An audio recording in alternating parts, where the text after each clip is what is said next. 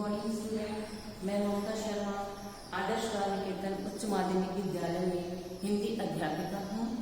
आज हम अपनी पाठ्य पुस्तक क्षितिज भाग 2 के गद्य भाग से पाठ 5 का अध्ययन करेंगे, जिसका नाम है आखिरी चट्टान। आखिरी चट्टान पाठ को पढ़ने से पहले मैं थोड़े से इसके बारे में, इस पाठ के विषय में थोड़ी सी आपको जानकारी दे दूं कि ये जो आखिरी चट्टान है वो मोहन राकेश द्वारा लिखित एक यात्रा वृतांत है, जिसमें उन्होंने कन्याकुमारी का एक बार यात्रा की थी। उस कन्याकुमारी में जो उन्होंने यात्रा की थी, उन्होंने वहां पर अलौकिक एवं भव्य जो दृश्य देखे थे उसका उन्होंने सजीव एवं कलात्मकता से, बड़ी सुंदरता से वर्णन किया है। और वहां पर उन्होंने जो कन्याकुमारी में जब रहे तो वहां के जो प्राकृतिक दृश्य है उनसे वो बड़े प्रभावित हुए। और जो कन्याकुमारी के जो दक्षिणी छोर पर अरब सागर, हिंद महासागर और बंगाल की खाड़ी, इन तीनों के संगम स्थल पर जहां पर विवेकानंद ने अपनी समाधि लगाई थी, वहां से वो आखिरी चट्टान से वहां के जो सूर्यास्त का प्राकृतिक दृश्य रोज देखा करते थे, उसी का मनोहारी वर्णन उन्होंने इस पाठ में किया है। तो हम इस पाठ को अब अपनी बुक में से पढ़ेंगे। आप अपनी बुक निकाल लीजिए, ताकि कोई भी अपनी जो महत्वपूर्ण बिंदु है वो हमसे छूट नहीं जाए।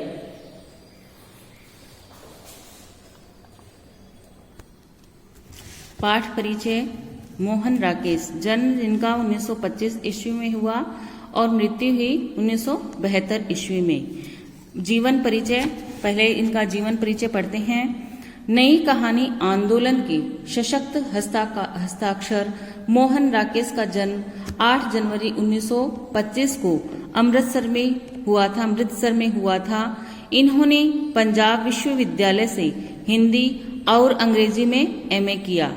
अब तो स्टूडेंट अपना यहाँ से प्रश्न बन रहा है कि मोहन राकेश का जन्म कहाँ और कब हुआ था, तो हम यहाँ से लगाएंगे कि मोहन राकेश का जन्म 8 जनवरी 1925 को अमृतसर में हुआ था।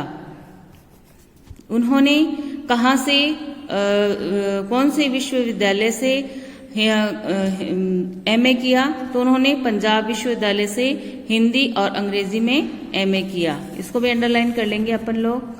आगे पढ़ते हैं। जीविकोपार्जन के लिए कुछ वर्षों तक अध्यापन का कार्य किया। इस प्रसंग में वे लाहौर, मुंबई, शिमला, जालंधर और दिल्ली में रहे। कुछ वर्षों तक कहानी की प्रसिद्ध पत्रिका सारिका का संपादन किया। मोहन राकेश ने कौन सी पत्रिका का संपादन किया था, तो उन्होंने प्रसिद्ध पत्रिका सारिका का संपादन किया था। इसको भी अंडरलाइन कर लेंगे। 1 नंबर का प्रश्न अपना यहाँ से बन रहा है कि मोहन राकेश ने कौन सी पत्रिका का संपादन किया था, तो सारिका का उन्होंने संपादन किया था। आषाढ़ का एक दिन व आधे अधूरे नाटक के लिए संगीत नाटक अकादमी ने इन्हें 1968 में पुरस्कृत एवं सम्मानित किया। 3 दिसंबर 1972 को नई दिल्ली में इनका असमय निधन हुआ। उनको कब मिला था? आषाढ़ का एक दिन व आधे अधूरे नाटक के लिए संगीत नाटक अकादमी ने उन्हें 1968 में पुरस्कृत एवं सम्मानित किया। इसको भी अंडरलाइन कर लेंगे आप लोग। यहाँ से सम्मानित किया तक, और फिर 3 दिसंबर 1972 को उनकी दिल्ली में उनका असमय निधन हुआ। प्रमुख कृतियां हैं उनकी उपन्यास अंधेरे, बंद कमरे, अंतराल, न आने वाला कल। नाटक है आषाढ़ का एक दिन, लहरों के राजहंस, आधे अधूरे। कहानी संग्रह है क्वार्टर तथा अन्य कहानियां, वारिस तथा अन्य कहानियां। निबंध संग्रह परिवेश, भ्रमण वृतांत, आखिरी चट्टान तक। पाठ परिचय पढ़ते हैं। पाठ परिचय। प्रस्तुत पाठ आखिरी चट्टान एक रोचक यात्रा संस्मरण है। दिसंबर 1952 से फरवरी 1953 के बीच मोहन राकेश ने गोवा से कन्याकुमारी तक की यात्रा की थी। तो दिसंबर 1952 से फरवरी 1953 के बीच मोहन राकेश ने गोवा से कन्याकुमारी तक की यात्रा की थी। 1 नंबर का प्रश्न यहाँ से भी बन रहा है कि उन्होंने किस समय और किस सन में कन्याकुमारी की यात्रा की थी। तो दिसंबर 1952 से फरवरी 1953 के बीच मोहन राकेश ने गोवा से कन्याकुमारी तक की यात्रा की थी। मानव मनोविज्ञान और सामाजिक संरचना की सूक्ष्म समझ के कारण यह यात्रा वृतांत भौतिक विवरण और आंतरिक मनोदशा का उदाहरण बन गई है। भाषा इतनी पारदर्शी है कि लेखक के अनुभव पाठक के अनुभव से रूपांतरित होने लगते हैं। कन्याकुमारी के सूर्यास्त एवं सूर्योदय का अत्यंत सूक्ष्म अंकन इस पाठ की अनुपम विशेषता है, मानो लेखक ने कलम से प्रकृति का चित्रांकन किया हो। आप इसको अंडरलाइन करेंगे। कन्याकुमारी के सूर्यास्त एवं सूर्योदय का अत्यंत सूक्ष्म अंकन इस पाठ की अनुपम विशेषता क्या है। मोहन राकेश द्वारा कृत आखिरी चट्टान की क्या विशेषता है, पाठ की क्या विशेषता है। तो कन्याकुमारी के सूर्यास्त एवं सूर्योदय का अत्यंत सूक्ष्म अंकन इस पाठ की अनुपम विशेषता है। आगे पढ़ते हैं। आखिरी चट्टान। कन्याकुमारी पहले सूर्योदय और सूर्यास्त की भूमि। कैंप होटल के आगे बने बाथ टैंक के बाईं तरफ समुद्र के अंदर से उभरी शाह चट्टानों में से एक पर खड़ा होकर मैं देर तक भारत के स्थल भाग की आखिरी चट्टान को देखता रहा। लेखक आखिरी चट्टान को कहां से देखता रहा? कैंप होटल के आगे बने बाथ टैंक के बाईं तरफ समुद्र के अंदर से उभरी शाह चट्टानों में से एक पर खड़ा होकर मैं देर तक भारत के स्थल भाग की आखिरी चट्टान को देखता रहा। इसको अंडरलाइन कर लेंगे आप लोग।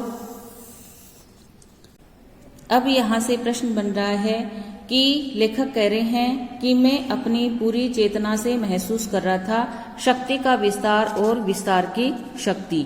तो इससे लेखक हमें क्या कहना चाह रहे हैं? इस पंक्ति के माध्यम से लेखक हमें ये बताना चाह रहे हैं कि लेखक बता रहे हैं कि जब वो उस चट्टान के आखिरी चट्टान से जब वो देख रहे थे तो उस चट्टान से जो सागर की जो ऊंची ऊंची लहरें थी वो क्या कर रही थी? उसे टकरा रही थी।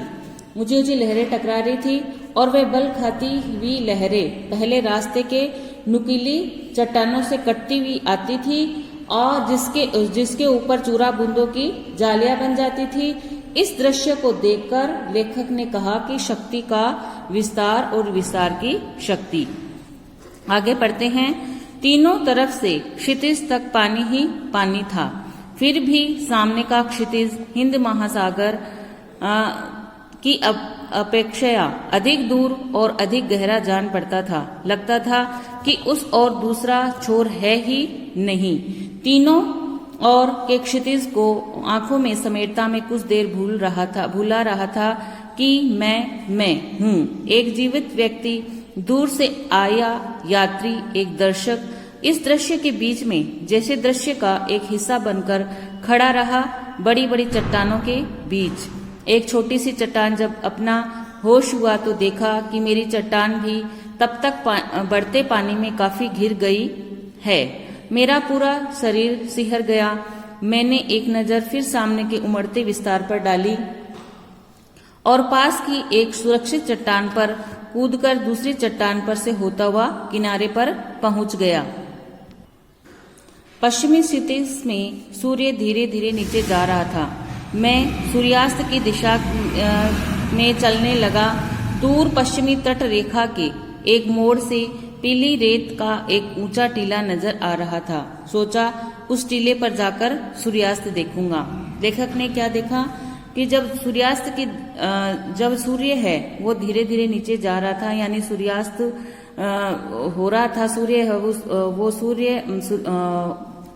सूर्यास्त होने के लिए बढ़ रहा था। वैसे ही पश्चिमी तट रेखा के एक मोड़ से पीली रेत का एक ऊंचा टीला नजर आ रहा था। उसने सोचा उस टीले पर जाकर सूर्यास्त देखूंगा। सूर्यास्त जहां पर सूर्य अस्त होता है वहां पर।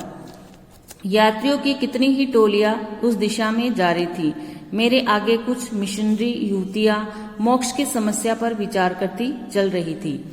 अब लेखक ये बता रहे हैं कि जब लेखक हैं वो जब सूर्यास्त देखने के लिए जा रहे थे तो उनको कौन मिला, तो उनके आगे कौन चल रहा था, कुछ मिशनरी युवतियां जो मोक्ष की समस्या पर विचार करती चल रही थी वो मिली उनको। इसको अंडरलाइन कर लेंगे आप लोग। आगे पढ़ते हैं।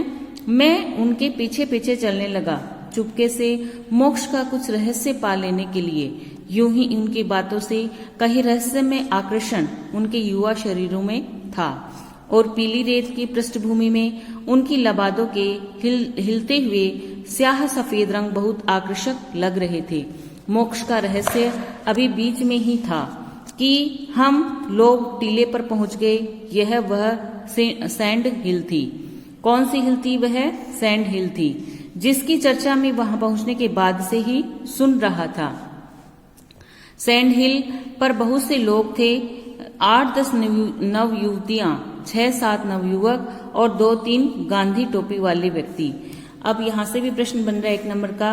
जब लेखक सैंड हिल पर पहुंचे तो वहां पर कितने लोग थे? तो वहां पर सैंड हिल पर बहुत से लोग थे जिसमें 8-10 नवयुवतियां थी, 6-7 नवयुवक थे और 2-3 गांधी टोपी वाले व्यक्ति थे। यहां से अंडरलाइन कर लेंगे आप लोग।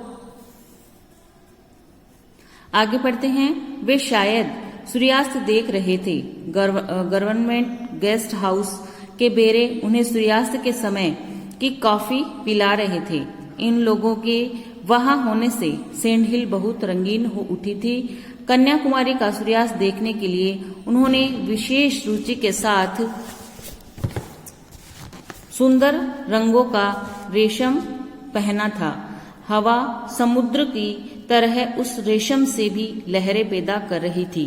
मिशनरी युवतियां वहां आकर थकी सी एक तरफ बैठ गई, उस पूरे कैनवस में एक तरफ छिटकते हुए कुछ बिंदुओं की तरह। उनमें कुछ दूर एक रंगहीन बिंदु में ज्यादा देर तक अपनी जगह स्थिर नहीं रह सका। सैंड हिल से सामने का पूरा विस्तार तो दिखाई दे रहा था, पर अरब सागर की तरफ एक और ऊंचा टीला था जो उधर के विस्तार को ओट में लिए था। सूर्यास्त पूरे विस्तार की पृष्ठभूमि में देखा जा सके, इसके लिए मैं कुछ देर सैंड हिल पर रुका रहकर आगे उस टीले की तरफ चल दिया, पर रेत पर अपने अकेले कदमों को घसीटता हुआ पहुंचा तो देखा कि उससे आगे उससे भी ऊंचा एक और टीला है। जल्दी जल्दी चलते हुए मैंने एक के बाद एक कई टीले पार किए। लेखक ने क्या किए कि लेखक है वो अकेला था और अकेला ही कह रहा है कि मैं अपने कदमों को घसीटता हुआ पहुंचा तो मैंने देखा कि उससे भी आगे एक और ऊंचा टीला है और जल्दी जल्दी चलते हुए मैंने कई टीले पार कर लिए थे। यानी लेखक इतनी जल्दी थी कि उन्होंने कई टीले पार कर लिए। उनकी जो टांगे थी वो थक रही थी, मन थकने को तैयार नहीं था। हर अगले टीले पर पहुंचने पर लगता था कि शायद अब एक ही टीला और है, उस पर पहुंचकर पश्चिमी क्षितिज का खुला विस्तार अवश्य नजर आ जाएगा। और सचमुच एक टीले पर पहुंचकर खुला विस्तार सामने फैला दिखाई दे गया। वहां से दूर तक रेत की लंबी ढलान थी, जैसे वह टीले से समुद्र में उतरने का रास्ता हो। सूर्य तब पानी से थोड़ा ही ऊपर था। अपने प्रयत्न की सार्थकता से संतुष्ट होकर मैं टीले पर बैठ गया, ऐसे जैसे वह टीला संसार की सबसे ऊंची चोटी हो और मैंने उस चोटी को पहली बार सर किया हो।